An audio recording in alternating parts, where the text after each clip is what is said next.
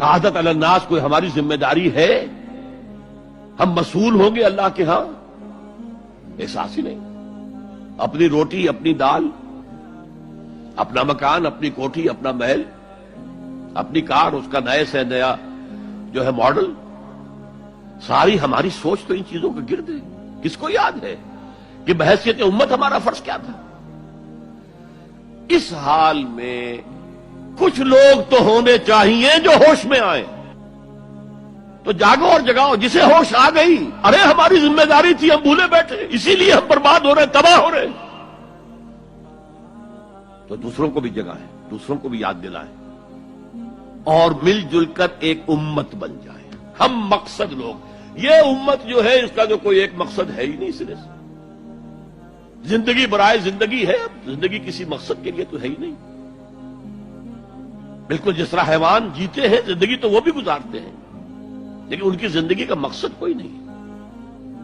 لیکن جو جاگ جائیں، جنہیں احساس ہو جائے، جو محسوس کر لے کہ یہ ہماری اجتماعی ذمہ داری ہے اور اسی کو پورا نہ کرنے کے باعث ضربت علیہم الذلۃ والمسکنۃ وباؤوا بغضب من اللہ کی صورت جو کبھی یہود کی تھی وہ آج ہماری ہو چکی ہے. اب یہ جو امت وجود میں آئے اس کے تین کام کرنے کے ہیں.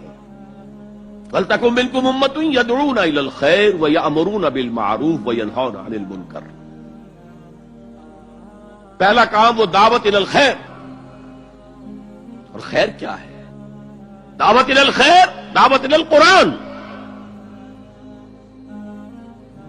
خیر مطلق صرف قرآن، دنیا کی تمام نعمتوں سے بڑھ کر قیمتی خیر. تو قرآن کی طرف بلاؤ. میں ابھی آپ کو وہ حدیث سنا چکا ہوں، جو اس قرآن کی بنیاد پر کوئی بات کہے اس نے سچ کہا. جو اس قرآن کے پر عمل کرے اس کا اجر محفوظ ہے. جو اس قرآن کی روح سے کوئی فیصلہ کرے اس نے عدل نے کیا.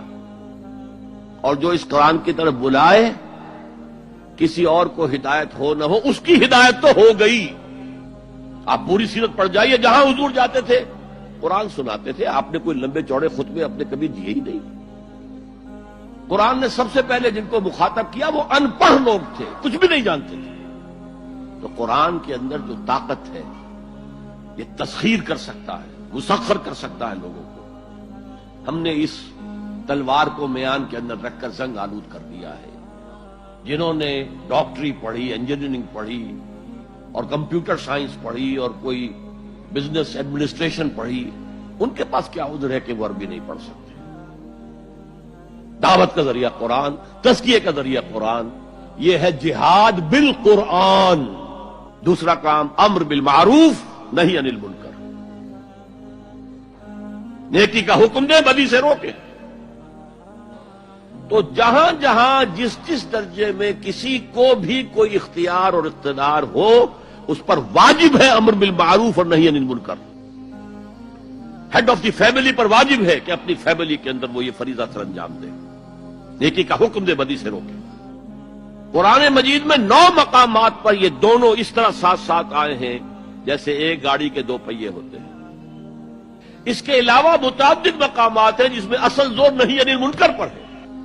اچھا، نیکی کی اگر آپ مشورہ کریں، واز کہیں تو کوئی آپ کو کچھ نہیں کہے گا، بلکہ آپ کے گلے میں ہار ڈالیں گے، کچھ نذرانہ پیش کریں گے. زیادہ سے زیادہ آپ نے کچھ کہہ دیا تو گردن جھکا لیں گے.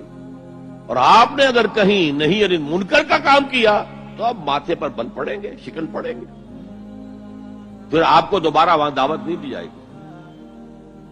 اور وائس کم ہے، میٹھی میٹھی باتیں کرتے ہیں،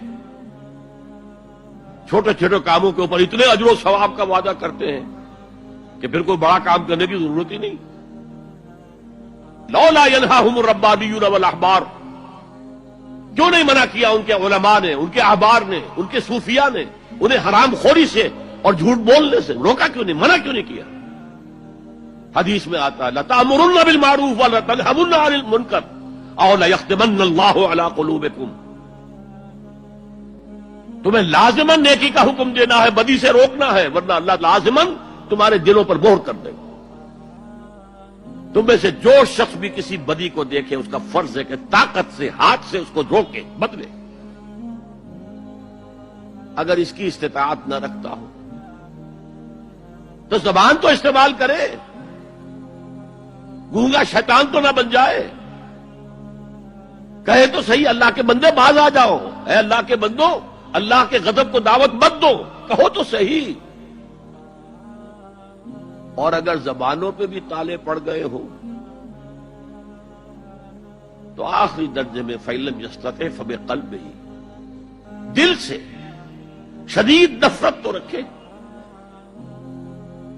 راتوں کی نیندیں حرام تو ہوں، سوچے تو صحیح کیا ہو رہا ہے۔ دولت کی تقسیم کا نظام اسلامی نہیں ہے، سیاسی نظام اسلامی نہیں ہے، اس اعتبار سے ہمارے اندر شدید نفرت تو ہو۔ اگر یہ نفرت بھی نہیں ہے، اگر بے چینی بھی نہیں ہے، کوئی کڑھن بھی نہیں ہے، فرمایا ذالک اضعف الایمان، یہ ایمان کا کمزور ترین درجہ ہے۔ کیا مانی؟ اس کے بعد پھر ایمان نہیں ہے۔ دوسری حدیث سنیے، اللہ نے مجھ سے پہلے کسی بھی امت میں کسی نبی کو نہیں بھیجا مگر اس کے کچھ نہ کچھ حواری، کچھ نہ کچھ اصحاب تو ہوتے تھے نا۔ وہ کیا کرتے تھے؟ وہ حواری اور صحابہ اپنے نبی کی سنت کو مضبوطی سے پکڑ لیتے تھے اور انہی کے احکام کی پیروی کرتے تھے۔ پھر ہمیشہ ایسا ہوا ہے کہ بعد میں کچھ ایسے ناخلف اٹھے کہ وہ کہتے وہ تھے جو کرتے نہیں تھے، اور کرتے وہ تھے جس کا حکم ہی نہیں ہوا۔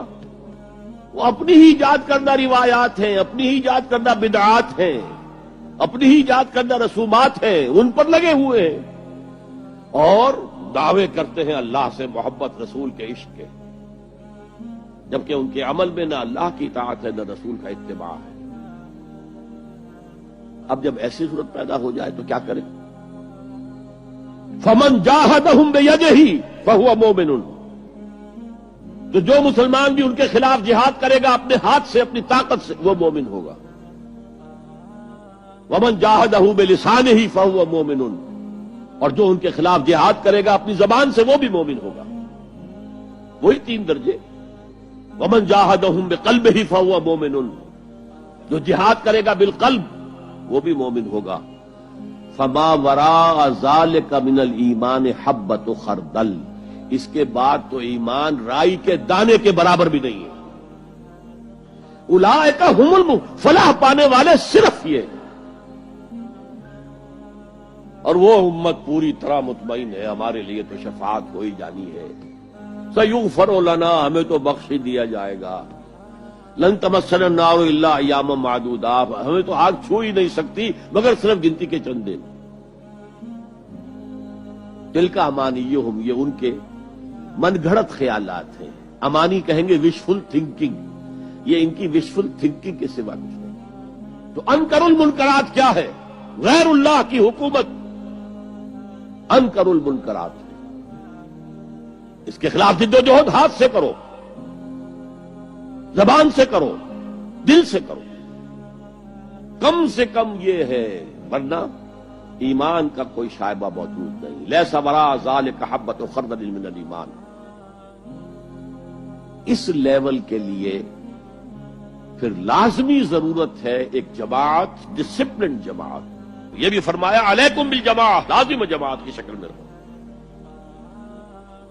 مسلمانوں میں تمہیں 5 باتوں کا حکم دے رہا ہوں، اور یہ حکم اللہ نے مجھے دیا ہے، بالجماعت والسمع والطاعت والہجرت والجہاد فی سبیل اللہ۔